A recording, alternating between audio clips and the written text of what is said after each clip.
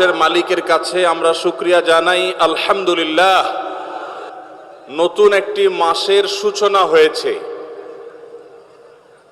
আপনারা কি জানেন সেটা কোন মাস?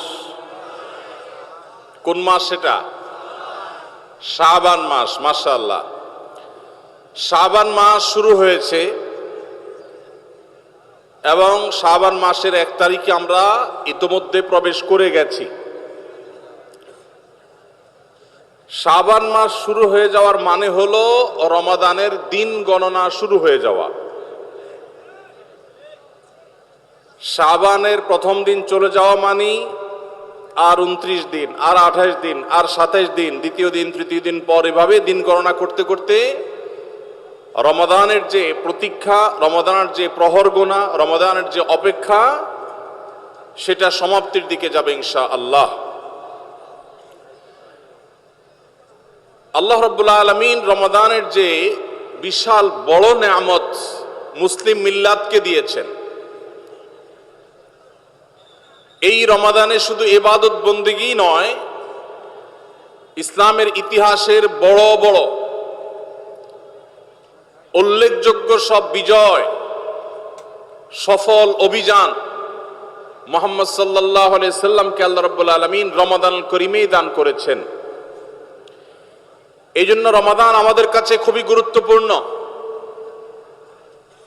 মুসলমানদের আমলি, আধ্যাত্মিক এবং সার্বিক উন্নতি এবং অগ্রগতির অন্যতম সিজন এবং মৌসুম হলো রমাদানুল করিম। শাবান মাস শুরু হওয়ার মধ্য দিয়ে রমাদানের সেই দিন গণনা যেহেতু শুরু হয়েছে, এজন্য আমরা আজ সার্থক রমাদানের 11টি পূর্ব প্রস্তুতি নিয়ে কথা বলবো ইনশাআল্লাহ তাআলা। আল্লাহ সুবহানাহু ওয়া তাআলা কোরআনে কারীমে বলেছেন, ওয়ালাউ আরাদুল খুরুজ লা আ'আদ্দু লাহু উদ্দাহ। কিছু লোক নবী করিম সাল্লাল্লাহু আলাইহি সাল্লাম যখন তাবুকের যুদ্ধে অংশগ্রহণ করবার জন্য ডাক দিয়েছিলেন, তারা সে যুদ্ধে শামিল না হয়ে মদিনায় অবস্থান করেছিল। এর মধ্যে অনেকেই নানা রকমের অজুহাত, নানা রকমের আপত্তি, নানা রকমের বিভিন্ন কারণ দর্শিয়ে তারা এই যুদ্ধ থেকে পিছপা হয়েছিল। আল্লাহ রাব্বুল আলামিন কোরআনে কারীমে আয়াত নাযিল করে তাদের সে ঘড়িমসির আসল কারণ উল্লেখ করেছেন। আল্লাহ সুবহানাহু ওয়া তাআলা বলেছেন, ওয়ালাউ আরাদুল খুরুজ লা আ'আদ্দু লাহু উদ্দাহ। যদি সত্যি আল্লাহর রাহে জিহাদের ময়দানে যাওয়ার সদিচ্ছা তাদের থাকতো, তাহলে তারা আগে থেকে প্রস্তুতি গ্রহণ করত। যারা নানা রকম অজুহাত দাঁড় করাচ্ছে, এদের আসলে তাবুকের জিহাদে শামিল হওয়ার সেই সদিচ্ছাই ছিল না। যদি সদিচ্ছা থাকতো, আগে থেকে তারা প্ল্যান, প্রোগ্রাম, পরিকল্পনা সেগুলো তারা করত। ঠিক একই ভাবে তো আল্লাহ রাব্বুল আলামিন ঠিক একই ভাবে রমজান মাসের যে ইবাদতের বিশাল বড় অপার সম্ভাবনা আমাদেরকে দান করেছেন, এই সম্ভাবনাকে কাজে লাগাতে হলে তার জন্য যথাযথ প্রস্তুতি গ্রহণ করা জরুরি। আমাদের দেশে বেশিরভাগ মুসলমান রমাদান মাস আসলে আমরা কম বেশি নেক আমলের চেষ্টা করি, কিন্তু রমাদানের অনেক আগে থেকে যে আমাদের যথাযথ পূর্ব প্রস্তুতি গ্রহণ করার কথা, দুর্ভাগ্যজনকভাবে সেই প্রস্তুতি যথাযথভাবে আমরা বেশিরভাগ লোক গ্রহণ করি না। যার ফলে রমাদান আসে, রমাদান চলে যায়, আবার রমাদান মাস আসে, আবার চলে যায়। আমাদের তেমন কোনো পরিবর্তন হয় না, আমাদের মধ্যে তেমন কোনো চেঞ্জ আসে না, আমাদের জীবনের ভিতরে তেমন কোনো দৃশ্যমান পরিবর্তন চোখে পড়ে না। এজন্য সম্মানিত ভাইরা আমার, রমাদানকে যদি আমরা যথাযথভাবে কাজে লাগাতে চাই, তাহলে যথাযোগ্য প্রস্তুতি এখন থেকে, শাবান থেকেই আমাদের গ্রহণ করতে হবে। প্রিয় নবী সাল্লাল্লাহু আলাইহি সাল্লাম বলেছেন, ইন্নাল্লাহা ইউহিব্বু ইযা আমিলা আহাদুকুম আমালান আন ইউতকিনাহ। আল্লাহ রাব্বুল আলামিন বান্দা যে কোনো কাজ করলে সেটা যদি ইতকানের সাথে করে, দৃঢ়তার সাথে করে, উত্তম উপায়ে করে, যথাযথভাবে করে, সে কাজটা যদি করার মতো করে তো আল্লাহ তাআলা সেটাকে পছন্দ করেন এবং ভালোবাসেন। আমরা যদি রমাদান মাসে সিয়াম এবং কিয়াম, রোজা এবং তারাবি, অন্যান্য আমল ইবাদত বন্দিগি গতানুগতিকভাবে করে শেষ করি, আমরা যদি দায় সারাভাবে শেষ করি, তাহলে এটা আল্লাহ তাআলার প্রিয় পাত্রে আমাদেরকে শামিল করবে না। আর যদি রমাদানের প্রত্যেকটি ইবাদত বন্দিগি এটা হয় ইতকানের সাথে, এটা হয় দৃঢ়তার সাথে, এটা হয় সুন্দরতম উপায়ে, এটা হয় যথাযথভাবে, তাহলে সেই ইবাদত আমাদেরকে আল্লাহর প্রিয় পাত্রে পরিণত করবে ইনশাআল্লাহ। প্রিয় ভাইরা আমার, রমাদান মাসের সেই ইবাদত বন্দিগিগুলোকে যথাযথভাবে করবার প্রয়োজনেই আগে থেকেই আমাদের যথাযথ প্রস্তুতিও থাকতে হবে। কারণ কথায় আছে, যে কোনো কাজের যথোপযুক্ত এবং প্রয়োজনীয় প্রস্তুতি গ্রহণ করা মানে হলো সেই কাজটির অর্ধপূর্ণতা। যে কোনো কাজ প্রস্তুতি যত ভালো হয় কাজটা তত ভালো হয়, প্রস্তুতি যত নরমাল হয়, খারাপ হয়, কাজটা তত খারাপ হয়। এই জন্য আমরা রমাদান মাসকে যদি অর্থবহ এবং আমাদের লাইফ চেঞ্জিং ইবাদতের মৌসুম হিসাবে, সিজন হিসাবে গ্রহণ করতে চাই, তাহলে এখন থেকে তার জন্য আমাদের সুনির্দিষ্ট প্ল্যান, পরিকল্পনা থাকতে হবে, প্রস্তুতি থাকতে হবে। আল্লাহ রাব্বুল আলামিন আমাদের সবাইকে সেই তৌফিক দান করুন। এই যে রমাদান আসছে আর কয়দিন পর, কারা কারা এই রমাদানকে সবচেয়ে সুন্দরভাবে ব্যবহার করতে চান একটু হাত তোলেন। আল্লাহ রাব্বুল আলামিন আমাদের সবার হাতগুলো কবুল আর মঞ্জুর করুন, বলুন আমিন। আল্লাহ আমাদেরকে রমাদানকে সর্বোচ্চ ভালোভাবে ব্যবহার করার তৌফিক দান করুন। ভাইরা আমার, এই রমাদান মাস আসার বহু আগে থেকেই আমাদের সোনালী যুগের স্বর্ণ মানবেরা যারা ছিলেন, মুহাম্মদুর রাসূলুল্লাহ সাল্লাল্লাহু আলাইহি ওয়াসাল্লামের হাতে গড়া সাহাবা একরাম, সাহাবীদের শিষ্যত্ব পাওয়া, সান্নিধ্য পাওয়া, তাদের সান্নিধ্যের সৌরভে স্নিগ্ধ হওয়া সেই তাবেঈগণ, তারা রমাদানের যথেষ্ট আগে থেকে সুনির্দিষ্ট প্ল্যান প্রোগ্রাম করে প্রস্তুতি গ্রহণ করতেন। একজন প্রখ্যাত তাবেঈ আছেন, সাহাবীদের শিষ্যত্ব পেয়েছেন এরকম একজন তাবেঈ আছেন, যার নাম ছিল মুআল্লা ইবনে ইয়াজিদ। তিনি বলেছেন, সালাফ বা পূর্বসূরিগণ অর্থাৎ সাহাবী তাবেঈগণ তারা রমাদানের 6 মাস আগে থেকে, রমজান আসার 6 মাস আগে থেকে আল্লাহর কাছে দোয়া করতেন, রোনাজারি করতেন, কান্নাকাটি করতেন এই মর্মে যে আল্লাহ, রমাদান মাস পর্যন্ত আমার হায়াত বাড়িয়ে দাও, আমি যেন রমজান পাই, রমজানকে যেন সুযোগকে যেন কাজে লাগাতে পারি, রমজানের সুবর্ণ সুযোগ যেন আমার হেলায় হারিয়ে না যায়, সেজন্য আল্লাহর কাছে আগে থেকে এই নিয়ামত প্রাপ্তির জন্য দোয়া করতেন। আর রমজানের পরে বাকি যে 6 মাস, এই 6 মাস তারা দোয়া করতেন, আল্লাহ রমজানে যে সমস্ত আমল ইবাদত, যে সমস্ত নেকামল বন্দিগি আপনি করার তৌফিক দিয়েছেন, সেগুলো যেন আপনি মেহেরবানি করে কবুল এবং মঞ্জুর করেন, অ্যাকসেপ্ট করেন, আপনি যেন সেগুলোকে গ্রহণ করে নেন, সেজন্য 6 মাস তারা দোয়া করতেন। তাহলে দেখা গেল সালাফে সালেহিন, তাদের কাছে রমাদান এত গুরুত্বপূর্ণ ছিল যে রমজানের আগের 6 মাস এবং পরের 6 মাস রমজান ভাবনায় তারা সব সময় ডুবন্ত ছিলেন, নিমজ্জিত ছিলেন, এর মধ্যেই তারা সব সময় মগ্ন থাকতেন।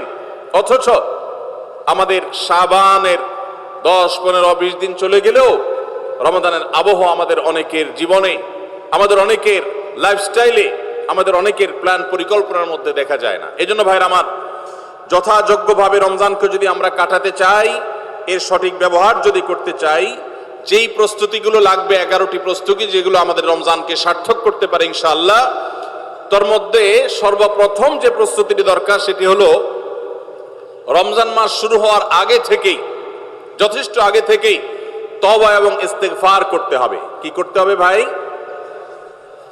তওবা ইস্তেগফার কেন করবেন? তওবা ইস্তেগফার তো সারা বছরের রুটিন আমল। রমাদানকে কেন্দ্র করে রমজান মাসকে যদি আপনি সঠিকভাবে ব্যবহার করতে চান, তাহলে কেন আপনাকে তওবা ইস্তেগফার করতে হবে? কারণ হলো তওবা এবং ইস্তিগফার এর মাধ্যমে আমরা আল্লাহর রহমতের উপযুক্ত হব।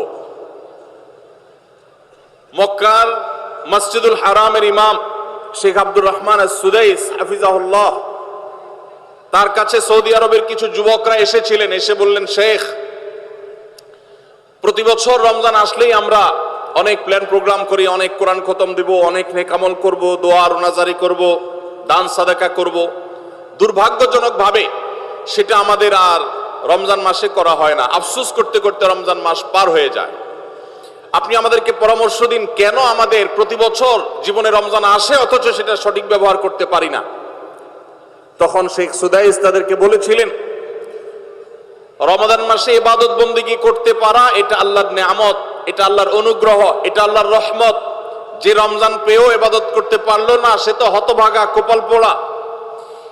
এই হতভাগ্যের কাতারে সাধারণত সেই মানুষগুলোই পড়ে যারা আল্লাহর রহমতের উপযুক্ত না।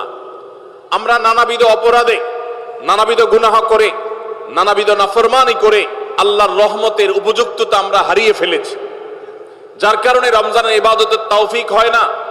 এই জন্য তিনি তাদেরকে নসিহা করেছিলেন যে আমি তোমাদেরকে উপদেশ দিচ্ছি, রমজান আসার আগে থেকেই আগের যে সমস্ত গুনাহ খাতা হয়েছে, যে সমস্ত নাফরমানি হয়েছে, আল্লাহর অবাধ্যতা হয়েছে, সেগুলোর জন্য চোখের পানি ফেলে রোনাজারি করে আল্লাহর কাছে ক্ষমা চাও। আল্লাহর কাছে ক্ষমা চেয়ে যদি আগের সবগুলোকে ভ্যানিশ করতে পারো তাহলে আল্লাহর কাছে রহমতের উপযুক্ত হবে। বিষয়টা অনেকটা হালখাতার মতো। আপনার আগের দেনা দায়ী সব যখন পরিশোধ করে দিয়েছেন, নতুন করে আবার আপনি ধার করার, বাকিতে নেওয়ার উপযুক্ততা আপনার অর্জন হবে। ঠিক একইভাবে আমাদের নানা নাফরমানের কারণে আল্লাহর রহমত থেকে আমরা দূরে সরে গেছি। লানত অর্থাৎ রহমত থেকে দূরে সরে যাওয়া, এটার উপযুক্ত হয়ে গেছি অনেকে। এই জন্য ভাইরা, এখন থেকে রমাদানের প্রস্তুতির নিয়তে আল্লাহর কাছে তওবা করা, গুনাহ মাফ চাওয়া, ইস্তিগফার করা, জীবন পরিবর্তন করবার সংকল্প করা, এটা হবে আমাদের রমাদানের প্রথম প্রস্তুতি। চেষ্টা করব তো ইনশাআল্লাহ। প্রতিদিন যখনই তৌফিক হয় আল্লাহর সাথে একটু কথা বলবেন, আল্লাহ আমার সমস্ত গুনাহগুলো মাফ করে দিন, আমার নাফরমানি মাফ করে দিন, আমাকে আপনি ক্ষমা করে দিন। আমি যদি আপনার রহমতের জন্য কোনো কারণে অনুপযুক্ত হয়ে যাই, আমার কোনো বদবখতির কারণে, আমার কোনো কৃতকর্মের কারণে, তো আপনি সেগুলো মাফ করে দিন। এই যে দোয়া, এই দোয়া আপনাকে রমাদানে আল্লাহর ইবাদত বন্দেগী করার, আল্লাহর কাছে রোনাজারি করার, আল্লাহর কাছে ভালো আমল নিবেদন করার যে তৌফিক, এটার উপযুক্ত করে দিবে ইনশাআল্লাহ। তাহলে রমাদানের প্রস্তুতির প্রথমটি আমরা পেয়ে গেলাম, সেটা হলো আগের গুনাহ খাতাগুলো থেকে ইস্তিগফার করা, তওবা করা, ফিরে আসা। এর মধ্য দিয়ে রমাদানে ইবাদতের জন্য নিজেকে প্রস্তুত করব ইনশাআল্লাহ। চেষ্টা করা যাবে না ইনশাআল্লাহ। নাম্বার 2, দ্বিতীয় প্রস্তুতি হলো রমাদান মাসে আল্লাহ রাব্বুল আলামিন এই মাসের যে ফজিলত বর্ণনা করেছেন, কোরআন এবং হাদিস সম্পর্কে যাদের মৌলিক ধারণা আছে, হাদিসে রাসূল সম্পর্কে যাদের একটু ঘাটাঘাটিও আছে, তারা জানেন 2-3টা আমল সম্পর্কে কোরআন এবং সুন্নাহ সবচেয়ে বেশি সংখ্যক ভাষ্য বর্ণিত হয়েছে। সবচেয়ে বেশি সংখ্যক, এত ফজিলতের, এত তাৎপর্যের, এত মর্যাদার হাদিস আর অন্য আমল সম্পর্কে সাধারণত দেখা যায় না। সেই কয়েকটি আমল যেগুলোর ফজিলত বিপুল পরিমাণ, যেগুলোর ফজিলত সম্পর্কিত হাদিসের সংখ্যা অনেক, সেই রকম আমলগুলোর মধ্যে থেকে অন্যতম আমল হলো এই রমাদান কেন্দ্রিক আমল, সিয়াম, রোজা, এগুলোর ফজিলত।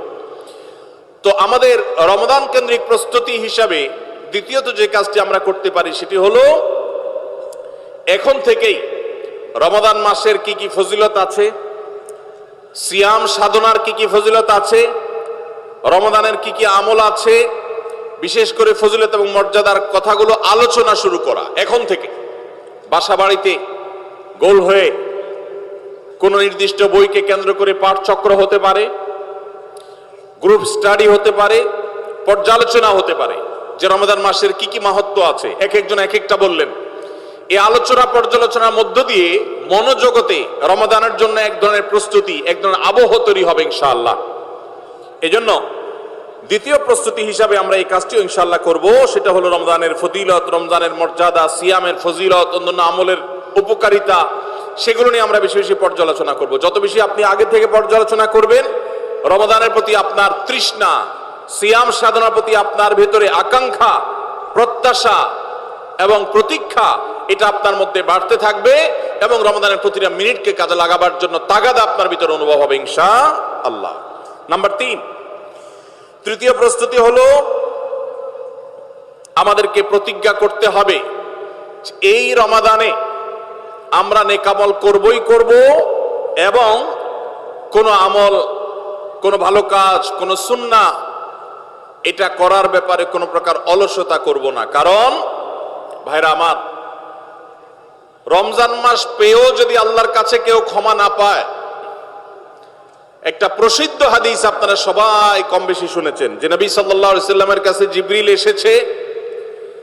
এসে বলেছেন, বাউদা মান আদরাকা রমাদান ফালাম ইগফার লাহ,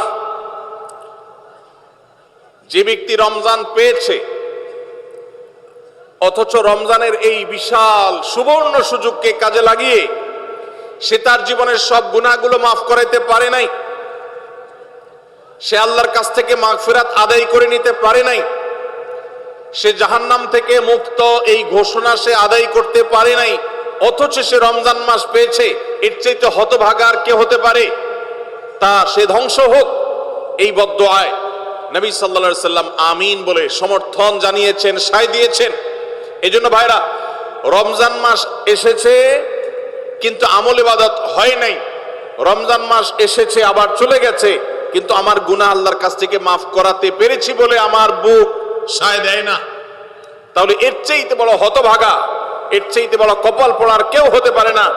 রমজানের আমল ইবাদত, রমজানের নেক আমল, রমজানের দোয়া, রমজান মাসের চোখের পানি ফেলা, এটা ভাইরা শুধুমাত্র নিজের প্রেরণার জায়গা থেকে শুধুমাত্র সওয়াব আহরণের জন্যই নয়।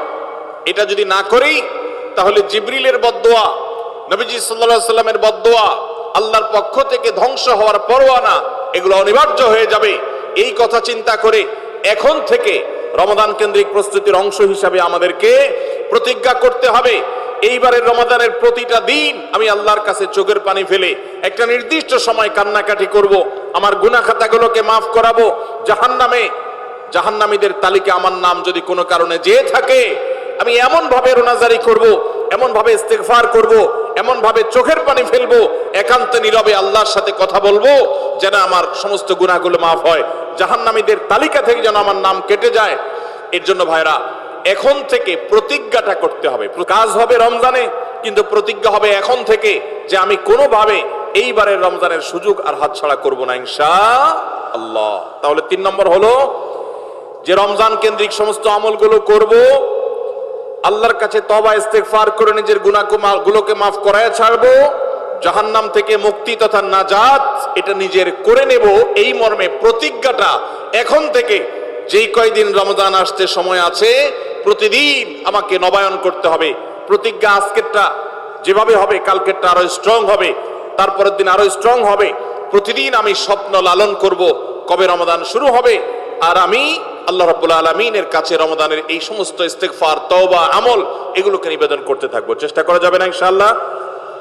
তাহলে 3 নম্বর প্রস্তুতি হলো রমজান মাসে নেক আমল করার প্রতিজ্ঞা করা, মাগফিরাত এবং নাজাত আদায় করার প্রতিজ্ঞা এখন থেকে করা। নাম্বার 4 নম্বর যে প্রস্তুতিটা আমাদের নিতে হবে সেটা হলো, যদি আগের রমজানের কোন রোজা কারোর কাজা থাকে, এই রমজান আসার আগে আগে শাবান মাসের মধ্যেই সেই কাজাগুলো আদায় করে ফেলা উচিত। আম্মা জান আয়েশা রাদিয়াল্লাহু তাআলা আনহা বলেছেন যে নারী হিসাবে রমজান মাসে যে কয়েকটা রোজা ভাঙতি পড়ে, নবীজি সাল্লাল্লাহু আলাইহি সাল্লাম রমজান পরে পুরো সময়টা তার কাছে থাকার কারণে তিনি সেই রোজাগুলো রাখার সুযোগ সেভাবে পেতেন না, স্বামীর হকের কথা মাথায় রেখে রোজাগুলো রাখতেন না। এবং শাবান মাস আসলে নবীজি সাল্লাল্লাহু আলাইহি সাল্লাম নিজেও বেশি বেশি নফল রোজা রাখতেন ওই সুযোগে মা আয়েশা রাদিয়াল্লাহু তাআলা আনহা বলেছেন যে তিনিও তার রমজানের বাকি রোজা যেগুলো ছিল ভাঙতি রোজা সেগুলো তিনি রেখে ফেলতেন। তো এই হাদিস থেকে বোঝা যায় রমজানের রোজা যদি কারোর কাজা হয়, পুরুষদের অসুস্থতার কারণে হতে পারে, মা বোনদের মাসিকার কারণে হতে পারে, তাহলে সেই রোজা যত দ্রুত সম্ভব আমরা কাজা করে ফেলবো। এবং সেই কাজা করতে যদি কোনো কারণে, যৌক্তিক কারণে বা যে কোনো কারণে যদি বিলম্ব হয়, তাহলে এই বছরের আসন্ন রমাদানের প্রস্তুতির অংশ হিসাবে আগের রমজানের কোনো ভাঙতি রোজা থাকলে সেগুলো সব রেখে কাজা করে সম্পূর্ণভাবে এই রোজার জন্য প্রস্তুত হবে। এটা হলো 4 নম্বর প্রস্তুতি। নাম্বার 5 নম্বরের রমজানের প্রস্তুতি হলো আল্লাহ রাব্বুল আলামিনের কিছু সাধারণ ক্ষমা আছে, কমন ক্ষমা, গণহারে মাফ। আল্লাহ তাআলার এই যে সাধারণ ক্ষমা, গণহারে মাফ, দুটি বিষয় এই গণহারে মাফ থেকে মানুষকে দূরে সরিয়ে রাখে। আল্লাহর গণহারে যে ক্ষমা, এই গণক্ষমার উপযুক্ততা নষ্ট করে দেয় দুটি জিনিস।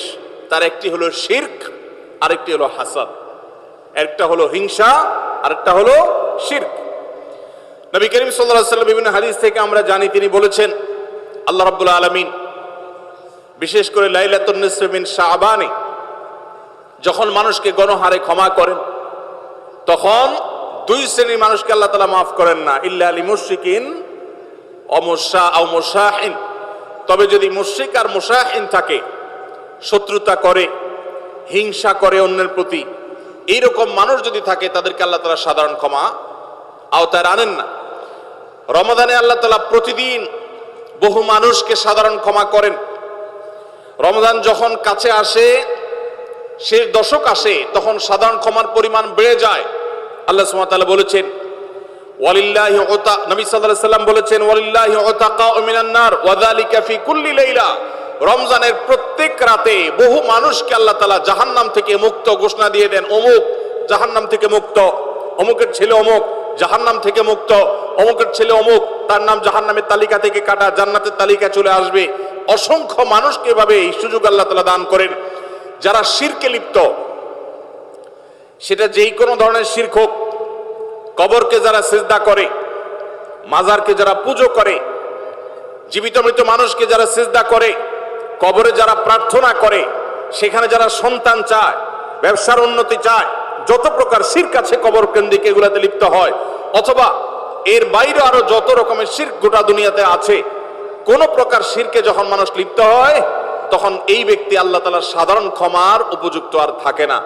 এই জন্য ভাইরা, রমজানের প্রস্তুতির অংশ হিসাবে 5 নম্বরের যে প্রস্তুতি আমরা গ্রহণ করব, সেটা হলো আল্লাহ তাআলা যেহেতু রমজানে অনেককেই সাধারণ ক্ষমা করবেন, আমি যেন সেই সাধারণ ক্ষমা প্রাপ্ত সৌভাগ্য মানুষদের তালিকায় ঢুকতে পারি, সেজন্য আমার অন্তর থেকে হিংসাকে ধুয়ে মুছে সাফ করে ফেলতে হবে। কোন মুসলমানের কল্যাণ দেখে আমার কষ্ট হবে না, কারোর ভালো দেখে আমার ভেতরে জ্বালা পড়া হবে না, পারলে তার জন্য আরো বেশি দোয়া করব। যে কারোর ভালো হোক আমি আরো ভালো চাইবো, কারোর কোনো ক্ষতি আমি চাইবো না। এই কল্যাণকামিতাই হলো দিন। আদ-দীনু আন-নাসীহা। কিলা লিমান ইয়া রাসূলুল্লাহ? ক্বালা লিল্লাহি ওয়া লিরাসূলি ওয়া লিআম্মাতিল মুসলিমিনা ওয়া আইম্মাতিহিম। নবী সাল্লাল্লাহু আলাইহি সাল্লাম বলেছেন, ধার্মিকতা কিসের নাম? ধার্মিকতা, দিনদারিতা কিসের নাম? ধার্মিকতা হলো কল্যাণকামিতার নাম। আল্লাহ রাব্বুল আলামিনের আদেশ নিষেধ মেনে চলা, নবী সাল্লাল্লাহু আলাইহি সাল্লামের আদেশ নিষেধ মেনে চলা, এটাই হলো তাদের জন্য কল্যাণকামিতা।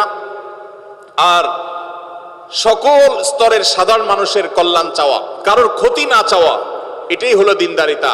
যে ব্যক্তি কারোর ক্ষতি চায়, যে মুসলমান আরেক মুসলমানের ভালো দেখলে তার ভেতরে জ্বালা পোড়া করে, অস্থিরতা আসে, সে ভালো মুসলমান না, সে হিংসুক, তার ভিতরে কবিরা গুনাহ আছে। এই জন্য রমজান মাসে আল্লাহর সাধারণ ক্ষমা পেতে হলে অন্তরকে এখন থেকে পরিচ্ছন্ন করতে হবে, চোখটা বন্ধ করে মনে রাখতে হবে, স্মরণ করতে হবে, আমার আশেপাশে এমন কে আছে যার কল্যাণ দেখলে আমার সহ্য হয় না, যার ভালো দেখলে আমার ভিতরে জ্বালা পোড়া করে, যার সুসংবাদ শুনলে আমার ভিতরে খারাপ লাগা কাজ করে, তাহলে বুঝতে হবে তার প্রতি আমার হিংসা আছে। আল্লাহর জন্য নিজের হিংসা থেকে পরিচ্ছন্ন হয়ে অন্তরকে ধুয়ে সাফ করে তারপরে রমজানের সাধারণ ক্ষমার জন্য উপযুক্ত করতে হবে এখন থেকে। ঠিক একইভাবে আমি আমার কথায়, আমার কাজে, আমার বিশ্বাসে কোনো মাধ্যমে আল্লাহর সঙ্গে শিরক করছে কিনা, আরশের মালিকের সাথে শিরক করছে কিনা, আল্লাহ বলেছেন ইন্নাল্লাহা লা ইয়াগফিরু আন ইউশরাকা বিহি ওয়া ইয়াগফিরু মা দুনা যালিকা লিমান ইয়াশা। আল্লাহর সঙ্গে শিরক করা হলে এটা আল্লাহ মাফ করবেন না। শিরকের অপরাধ এটা যদি কেউ করে তওবা ছাড়া মারা যায়, আল্লাহ তাআলা এই অপরাধ ক্ষমা করবেন না, এটা আল্লাহর আগে থেকে দেওয়া ঘোষণা। কোরআনে আল্লাহ আরো বলেছেন, লোকমান হাকিমের উদ্ধৃতি দিয়ে, ইন্না শিরকা লাযুলমুন আযীম, তিনি তার সন্তানকে উপদেশ দিতে গিয়ে বলেছিলেন যে ইন্না শিরকা লাযুলমুন আযীম, শিরক সবচেয়ে বড় অপরাধ। এজন্য ভাইরা, শিরক থেকে পরিচ্ছন্ন না থাকলে রমাদানের কোনো ইবাদত, কোনো আমল আমাদের কাজে আসবে না। এজন্য রমজানের প্রস্তুতি হিসেবে শিরক এবং হিংসা থেকে অন্তরকে পরিচ্ছন্ন করা, পবিত্র করা, এটা হলো আমাদের পঞ্চম প্রস্তুতি। নাম্বার 6, বিগত রমজান যেগুলো আমাদের জীবনে এসেছে, সেই সমস্ত রমাদানে কেন আমার আমল ইবাদত হয় নাই? রমজান আসার আগে নিয়ত করছি কোরআনটা খতম দিব, কিন্তু দিতে পারি নাই। রমজান আসার আগে নিয়ত করেছিলাম এই বছর একটা তারাবিও মিস করব না, কিন্তু অনেকগুলো মিস হয়ে গেছে। রমজান আসার আগে নিয়ত করেছিলাম এই বছর রমজান থেকে ধূমপান করা ছেড়ে দিব, কিন্তু অনেকে ছাড়তে পারেন নাই। রমজান আসার আগে নিয়ত ছিল এই বছর রমজানে একটা খারাপ জিনিসও মোবাইলে টিভিতে দেখব না, কিন্তু সেই প্রতিশ্রুতি রাখতে পারি নাই। কেন পারি নাই? বিগত রমজানের সমস্ত আমল নামা নিয়ে বসতে হবে এখন থেকে, শাবান থেকে, আজকে থেকেই, যে আমার গত রমজানে আমল ইবাদতের ক্ষেত্রে প্রতিবন্ধকতা, বাধাগুলো কি কি ছিল, একটা একটা করে সম্ভব হলে লিখে ফেলবেন। নাম্বার 1, আমি তারাবিটা নিয়মিত পড়তে পারি নাই, কারণ অমুক অমুক বন্ধুর সাথে আড্ডায় যেতে হয়েছে, তাহলে এটা আমার একটা বাধা। আমি হারাম জিনিস থেকে বেঁচে থাকবো, কিন্তু পারি নাই কেন? কারণ ফেসবুকে ঢুকছি একটা কাজে, সেখান থেকে আমার আরো 5টা অকাজ করা লাগছে, তাহলে এটা আরেকটা কারণ, ফেসবুক। এইভাবে একটা একটা করে আপনি যদি কারণ লেখেন, লেখার পর আসন্ন রমাদানকে অর্থবহ এবং সার্থক করবার স্বার্থে এবং প্রয়োজনে সেই চিহ্নিত কারণগুলো একটা একটা ধরে হিম্মত করে, সৎসাহস করে, আল্লাহকে সন্তুষ্ট করবার আশায় ছুঁড়ে ফেলে দিতে হবে নিজের জীবন থেকে।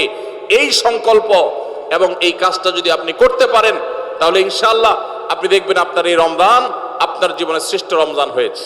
ভাইরা আমার, নবী করিম সাল্লাল্লাহু আলাইহি সাল্লাম তার জীবদ্দশায় কয়টা রমজান পেয়েছেন? মাত্র 8টা রমজান পেয়েছেন। দ্বিতীয় হিজরিতে রমজানের রোজা ফরজ করা হয়েছে, দশম হিজরিতে আল্লাহ তাকে দুনিয়া থেকে নিয়ে গেছেন।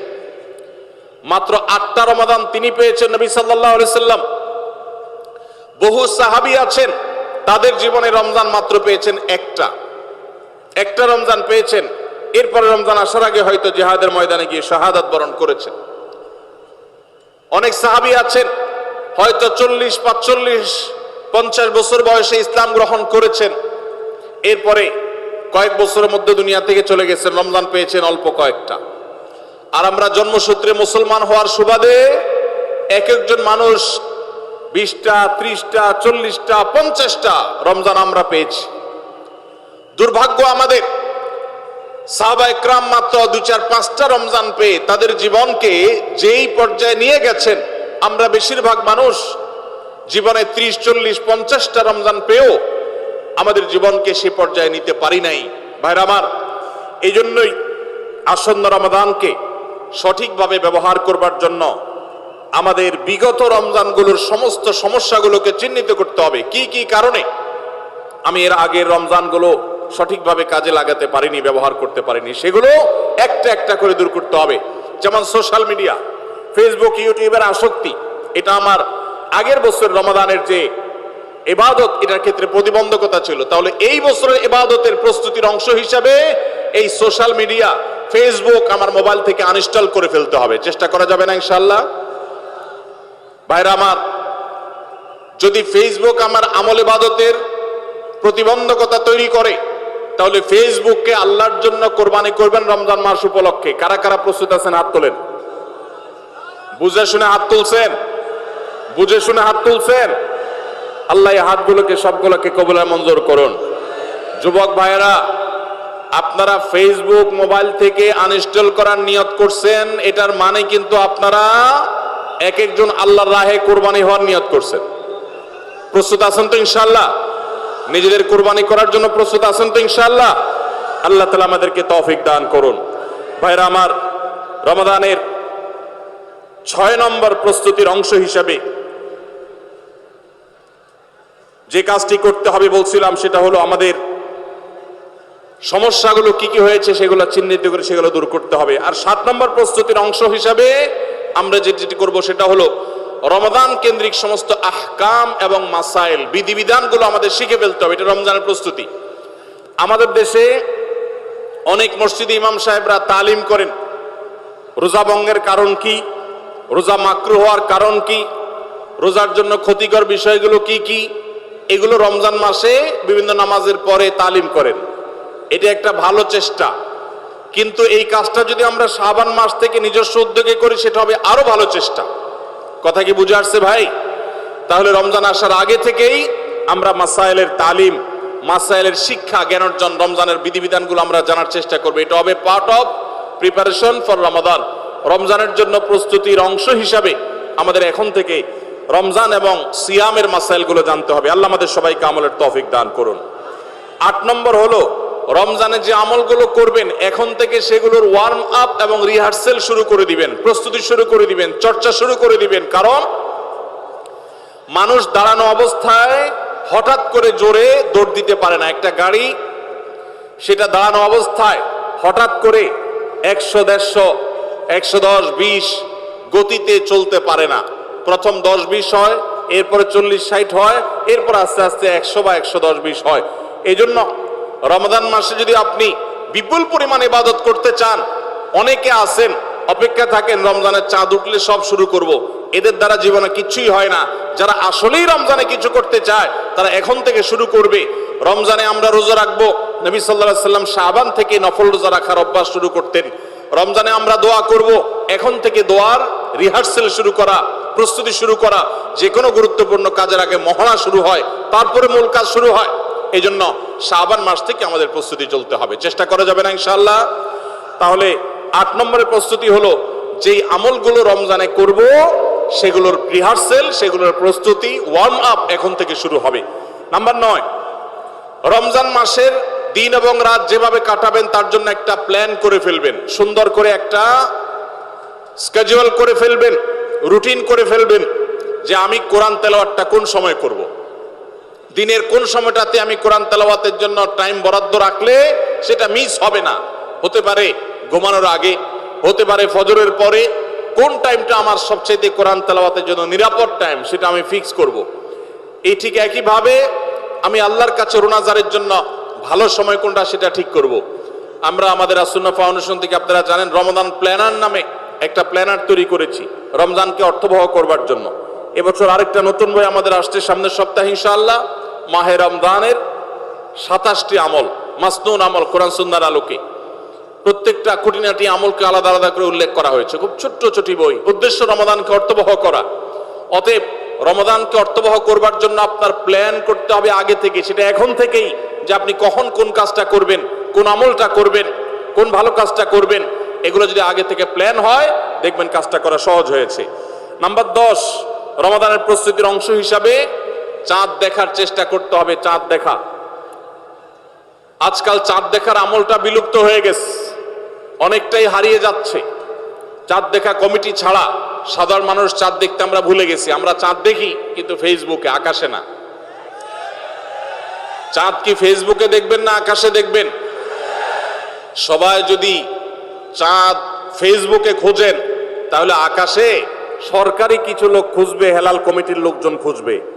হেলাল কমিটির লোকদের উপরে ভরসা করে যদি এই কোটি কোটি মানুষ তাদের রোজা রাখে তাহলে প্রায় বছর দেখেন গন্ডগোল লাগে। চাঁদ উঠছে আবার উঠে নাই, উঠে নাই ঘোষণা হয়ে আবার 11টা বাজে 10টা বাজে উঠছে। এই ঘটনা হয় না? হয় না? এই ঘটনা এই জন্য হয় যে আমরা সবাই চাঁদ দেখার দায়িত্বটা পালন করি না। নবীজি বলেছেন সুমু লিরুইয়াতিহি ওয়া আফতিরু লিরুইয়াতিহি, তোমরা রোজা রাখো চাঁদ দেখে, আবার ঈদও করো চাঁদ দেখে। এই জন্য 29শে শাবান পশ্চিম আকাশে চাঁদ খোঁজার চেষ্টা করবেন সন্ধ্যার সময়। চেষ্টা করবেন না ইনশাআল্লাহ? চেষ্টা করে যদি চাঁদ দেখতে নাও পারেন তারপর আপনি সওয়াব পাবেন। আর যদি চাঁদ দেখেন তাহলে দোয়া পড়বেন আল্লাহুম্মা আহিল্লাহু আলাইনা বিল ইয়ুমনি ওয়াল ঈমান ওয়াস সালামাতি ওয়াল ইসলাম রাব্বি ওয়া রাব্বুকাল্লাহ। হে আল্লাহ, এই চাঁদকে আপনি বরকত এবং ঈমান দিয়ে আমার জন্য পরিপূর্ণ করে দিন। এই মাস আমার জন্য নিরাপদ এবং ইসলাম দিয়ে পরিপূর্ণ করে দিন। হে চাঁদ, তোমার আর আমার পালনকর্তা একজন আল্লাহ। অতএব এই চাঁদ দেখার চেষ্টা করব। এটাও রমাদানের প্রিপারেশন, রমাদানের প্রস্তুতির অংশ। 11 নম্বর হলো আল্লাহর কাছে ভাই চোখের পানি ফেলে এখন থেকে দোয়া করব, আল্লাহ এই যে রমজান আসছে এটা যেন আমার জন্য লাইফ চেঞ্জিং হয়, এটা যেন আমার জীবন পরিবর্তনকারী হয়, এটা যেন আমাকে মুত্তাকি বানিয়ে ছাড়ে, এটা যেন আমাকে নেকামল ওয়ালা বানিয়ে দেয়, এটা যেন আমার জীবনে বিশাল বড় অ্যাচিভমেন্ট এনে দেয়, এটা যেন আমাকে মাগফিরাত পাইয়ে দেয়, এটা যেন আমাকে নাজাত পাইয়ে দেয়, এটা যেন আমাকে জান্নাতের উপযুক্ত করে। এই রমজান যেন আমাকে জাহান্নামীদের তালিকা থেকে আমার নামকে কাটানোর নিশ্চয়তা এনে দেয়। সেইভাবে রমজানকে কাটাবার জন্য আপনি তৌফিক দান করুন। এখন থেকে আল্লাহর কাছে এই বরাদ্দ আদায় করতে হবে, চেয়ে নিতে হবে এবং সেটার জন্য দোয়া করতে হবে। এই দোয়াটা হলো একাদশ এবং সর্বশেষ প্রস্তুতি। চেষ্টা করা যাবে না ইনশাআল্লাহ? রমাদান উপলক্ষে আস-সুন্নাহ ফাউন্ডেশন থেকে আমরা একটা ঘোষণা গত বছরে দিয়ে রেখেছি, ইনশাআল্লাহ এই রমাদানে সেটা কার্যকর হবে। সেটা হলো যে রমজান মাসে যদি কেউ পুরো কোরআনে কারীম অর্থ সহকারে বুঝে পড়ে, মাদ্রাসার নিচের ক্লাসের ছাত্ররা তারা শরীক হতে পারবে, উপরের ক্লাসের ছাত্র অথবা আলেম ওলামা তাদের জন্য এটা না, কারণ তারা তো এই কম্পিটিশনে এমনিতেই ভালো করবে। এটা আমাদের সাধারণ শিক্ষিত ভাইদের জন্য, স্কুল কলেজের ভাইদের জন্য, সর্বস্তরের নারী পুরুষ, দেশে বিদেশে প্রবাসে থাকা সব মানুষদের জন্য উন্মুক্ত। অনলাইনে নিজস্ব ওয়েবসাইটে আমরা এই পরীক্ষা নিয়ে থাকি। 6টি ধাপে সারা বছর নেওয়া হয়েছে। এখন সামনে রমাদানে যেটা হবে সেটা হলো মূল। যে কেউ যারা আগের কোনো ধাপে পরীক্ষা দেয় নাই তারাও সবাই দিতে পারবে। কাজ হলো শুধু একটাই, সেটা হলো রমাদানকে কেন্দ্র করে আপনি টার্গেট করবেন পুরা কোরআনের শুরু থেকে শেষ পর্যন্ত আমি একবার ভালো করে অর্থ সহকারে বুঝে পড়ার চেষ্টা করব। চেষ্টা করা যাবে না ইনশাআল্লাহ? আল্লাহ তাআলা কি বলেছেন পুরা কোরআনে আমরা অনেকেই পড়তে চাই, জানতে চাই, কিন্তু হয়ে ওঠে না। আপনি এই রমজানকে কেন্দ্র করে টার্গেট করেন প্রতিদিন আমি 1 পারা বা 1.5 পারা, ইমাম সাহেব বা হাফেজ সাহেব তারাবিতে যে তেলাওয়াত করেন পুরো পারাটা আমি যদি সুন্দর করে দেখে যাই এবং দেখার পরে পরিবারের লোকদের সাথে গ্রুপ স্টাডি করি, মুদারাসা করি, যেটা নবী সাল্লাল্লাহু আলাইহি সাল্লাম জিবরিলের সাথে করতেন, সেটা যদি আপনি করেন তাহলে রমজানের শেষ জুমাবার বাদ ফজর অনলাইনে আমাদের পেজ থেকে লিংক দেওয়া হবে। লিংকে ক্লিক করে শর্ট টার্মে একজন একটু রেজিস্ট্রেশন করে দিতে হবে, নিজে পারলে ভালো, না হলে যারা অনলাইন বোঝে তারা 1 মিনিট লাগবে রেজিস্ট্রেশন করতে, বাস। এরপরে আপনি ডাইরেক্ট পরীক্ষা দিতে পারবেন। এমসিকিউ প্রশ্ন, একটা অক্ষরও লিখতে হবে না, সব প্রশ্ন উত্তর দেওয়া আছে, 4টা উত্তর দেওয়া থাকবে, সঠিকটা সিলেক্ট করতে হবে। এই পরীক্ষা যারা বিজয়ী হবেন তাদের জন্য পুরস্কার হলো 15 লক্ষ টাকা। 15 লক্ষ টাকার পুরস্কারের ঘোষণা আমরা দিয়েছি। এর মধ্যে প্রথম 3 জনকে আমরা ইনশাআল্লাহ বিদিনিল্লাহ উমরা করাবো। 3 জনের উমরার জন্য আল্লাহর 3 বান্দা ইতোমধ্যে স্পন্সর হয়ে টাকা জমা দিয়ে দিয়েছেন আমাদের কাছে। এখন শুধুমাত্র কারা কারা উমরা যেতে চান সে মানুষগুলো দরকার। আপনারা সবাই যেতে চান ইনশাআল্লাহ? অতএব ভাইরা, রমাদানকে কেন্দ্র করে ওই যে প্রিপারেশন, প্রস্তুতির অংশ হিসেবে এখন থেকে কোরআনে কারীম বুঝে পড়া শুরু করে দেন। পরীক্ষার দিন পরীক্ষা দেন। আপনি পুরস্কার জিতেন আর না জিতেন, আল্লাহ বলেছেন ফাস্তাবিকুল খায়রাত, ভালো কাজে প্রতিযোগিতা করা এটা ইটসেলফ একটা ভালো কাজ। অতএব আপনি পরীক্ষায় অংশগ্রহণ করেছেন, প্রতিযোগিতায় নাম লিখিয়েছেন, এটাই একটা ইবাদত। আপনার রমাদান কর্তব্য করে দিতে পারে ইনশাআল্লাহ। সবাই চেষ্টা করবো তো ইনশাআল্লাহ রমাদানকে কেন্দ্র করে।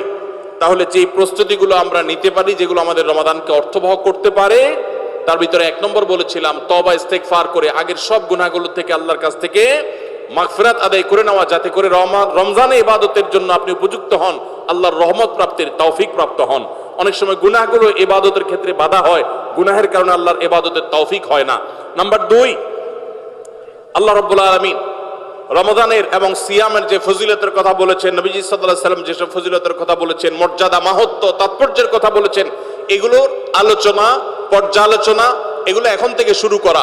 আপনার অফিসে বাসায় বিভিন্ন রকমের হাদিস, রমজানের ফজিলত, সাহারি ইফতারের ফজিলত, গুনাহমুক্ত থাকার ফজিলত, তাকওয়া চর্চার ফজিলত, রমজানের আমল, এগুলো এখন থেকে জানাশোনা শুরু করে দেন।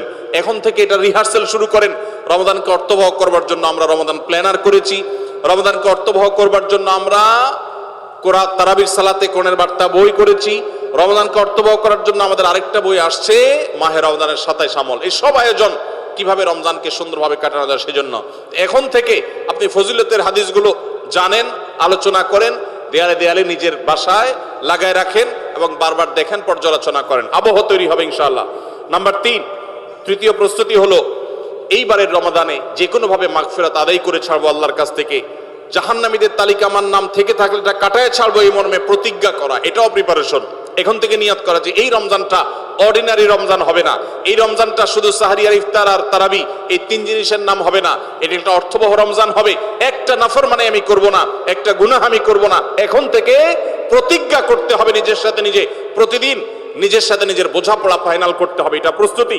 নাম্বার 4, বিগত রমাদানের যদি কোনো রোজা কাজা হয়ে থাকে সেগুলো সব আদায় করে শেষ করতে হবে শাবানের মধ্যে। নাম্বার 5, শিরক এবং হাসাদ, হিংসা, এগুলোর কারণে আল্লাহর সাধারণ ক্ষমার উপযুক্ততা মানুষ হারিয়ে ফেলে, সেগুলো থেকে মুক্ত থাকার প্রতিজ্ঞা করে মুক্ত থাকার জন্য চেষ্টা করতে হবে এখন থেকে, যে শিরক থেকে থাকলে জীবনে কখনো সে শিরক থেকে মুক্ত হওয়া, অন্তরের কারো প্রতি হাসাদ থাকলে সেটাকে দূর করা, তার কল্যাণকামী হওয়া, এগুলোর মধ্য দিয়ে রমজানে যে সাধারণ ক্ষমা হবে তার জন্য নিজের উপযুক্ততা তৈরি করা, এটাও রমজানের প্রস্তুতির অংশ। নাম্বার 6, বিগত রমজানগুলোতে কোন কোন কারণে আমার আমল হয় না, কোন দোস্তের কারণে, কোন বন্ধুর কারণে, কোন গ্রুপের কারণে, কোন অ্যাপসের কারণে, কোন ফেসবুকের কারণে, সেগুলো একটা একটা করে এই রমজানে যেন জীবনে না থাকে সেগুলা ছিন্ন করার জন্য প্রস্তুতি নেওয়া। নাম্বার 7, রমজানের মাসলা মাসাইলগুলো জানা, এটাও রমজানের প্রস্তুতির অংশ, এখন থেকে সেটা করা। 8 নম্বর হলো রমজানে যে আমল করতে চান এখন থেকে সেগুলো শুরু করে দেন, তেলাওয়াত করা। অনেক সালাফ শাবান মাস থেকে প্রচুর তেলাওয়াত করা শুরু করতেন, নবীজি শাবান মাস থেকে নফল রোজা শুরু করতেন। এগুলো হলো আগে থেকে প্রস্তুতি এবং মহড়া।